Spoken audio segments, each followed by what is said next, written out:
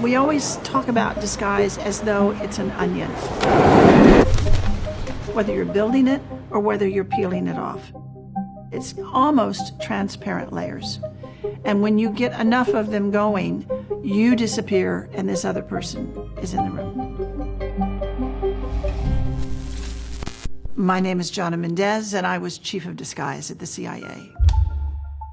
In my role as Chief of Disguise, my major concern was always protecting people, protecting our case officers who were going into situations that might be dangerous, but importantly, protecting the foreign people that we were meeting with, who were very often risking their lives. If you were working in Europe and you were meeting with a clandestine source at a cafe, your biggest concern might be that your next door neighbor was going to wander into that cafe at that moment and say, "Hi, Bill," when you weren't Bill. And that kind of casual stumbling upon people was an issue. And so you'd wear what we called light disguise. Light disguise can be something as simple as a wig, maybe some facial hair, maybe some glasses, not a big deal. The other extreme is advanced disguise that you would use for up close and personal for an extended period of time, or the person you were talking to would have no idea that you were not in true face. One of the things that was going on when I was Chief of Disguise was an enormous research program into the new advanced disguise system. It was basically the masks that everybody always wondered if we used masks, and this was the beginning. This is a series of photographs of when I met George H.W. Bush in the Oval Office and revealed to him that I was briefing him wearing a mask. When you go to disguise a person, the general idea is that you're going to meet with someone in this disguise, and they're going to write a memo of the person that they just met with. We want every item in that memo that describes you to be wrong. If we're looking at a man and we want to change the way he looks, start at the top, and the first thing that comes up is hair. What's he got, and what do you want to do with it? If he has curly hair, you want to go straight. If he has dark hair, you might want to go light. If he's young, you might want to throw in some gray. If he's old, you might want to cover up the gray. Do you present with facial hair? If you don't, maybe we're going to give you some.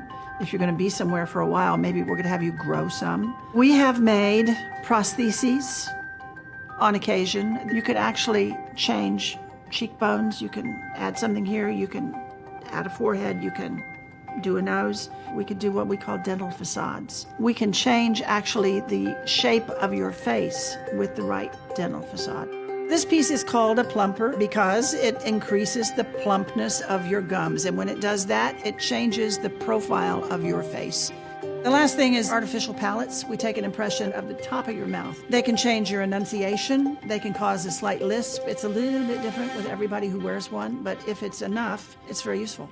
We very often discover that older looking men are considered less threatening than younger looking men, so we like to age a person.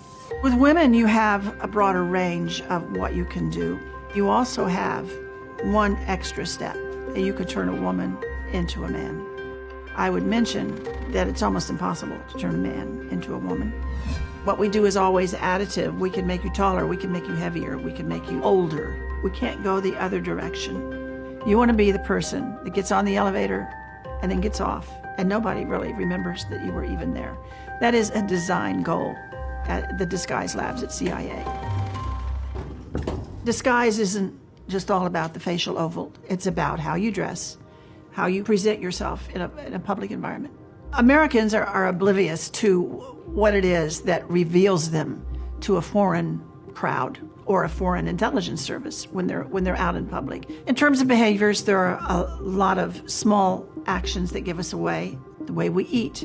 Europeans use the fork in their left hand and it doesn't travel back and forth to the right hand, whereas we're constantly putting down a knife and moving utensils back and forth. The way we smoke, we put it between our first two fingers. They tend to hold a cigarette between the thumb and the first finger. When an American stands, they tend to support themselves on one foot or the other. In Europe, they stand straight up. They don't lean on anything. Their weight's equally on their feet. Changing the way that you walk requires some amendment to what you're doing. You're going to need a physical apparatus to make you walk differently. You can't possibly say, okay, now I'm going to limp. To change my walk, I put a little piece of gravel in my shoe. Just a little thing that pinches my toe. And it changes my walk whether I want to or not. You can put a a bandage around a knee, something that restricts you will change your walk. Disguise can be applicable to you in your everyday life in terms of traveling around the world and staying safe. I would use Paris as an example. Anytime you approach Notre Dame Cathedral or those bridges that cross the Seine, those are places where there are groups of people that either want to pick your pocket or they're going to make some kind of trouble, and they cluster at these choke points. And if they can tell from your sneakers, if they can tell from your baseball hat, or a lot of other behaviors that we exhibit, that you are an American, you become a target. If you just want to play it safe. There's nothing wrong with stopping in a local store and buying some local clothes. If you smoke, get some local cigarettes. You can always add a pair of glasses. You can always add some kind of hat. Just back yourself off from that American imprint that we all carry with us in so many ways.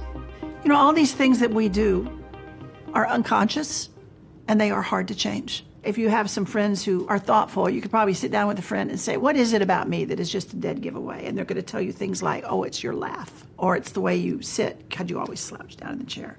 They can help you find those pieces of your visual personality that are easy to get rid of once you know they're there. People have expectations of what you're going to present to them when you're being you. We try and brush those away.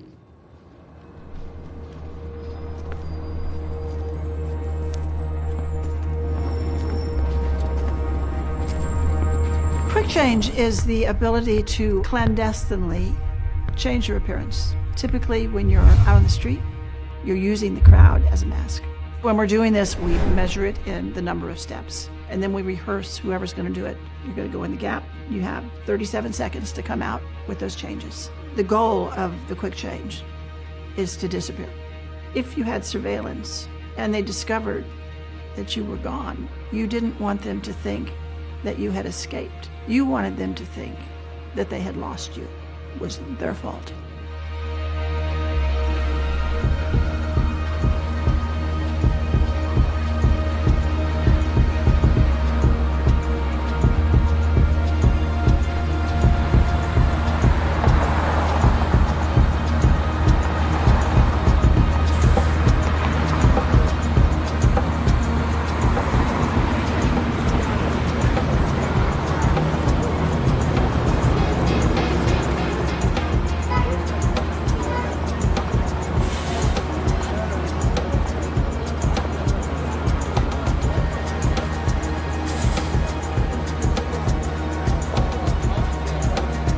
Blending in is situational. It depends on where you are.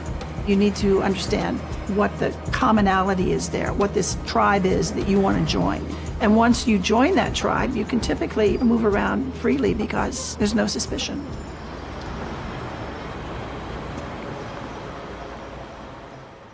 You can't summon up a disguise in the middle of an event, but going to the event, you can say to yourself, I think I'll leave my baseball cap and my sneakers, and I'm going to leave all of that in my room. And you can realize that being out on the street as an American is sometimes dangerous. One of our officers, probably working out of the American Embassy, would have surveillance 24 hours a day. They'd have teams of people following them. But they had work to do. They had to communicate with people clandestinely. And the extremes that we would go to disguise those people was the most interesting and the most challenging part of the job.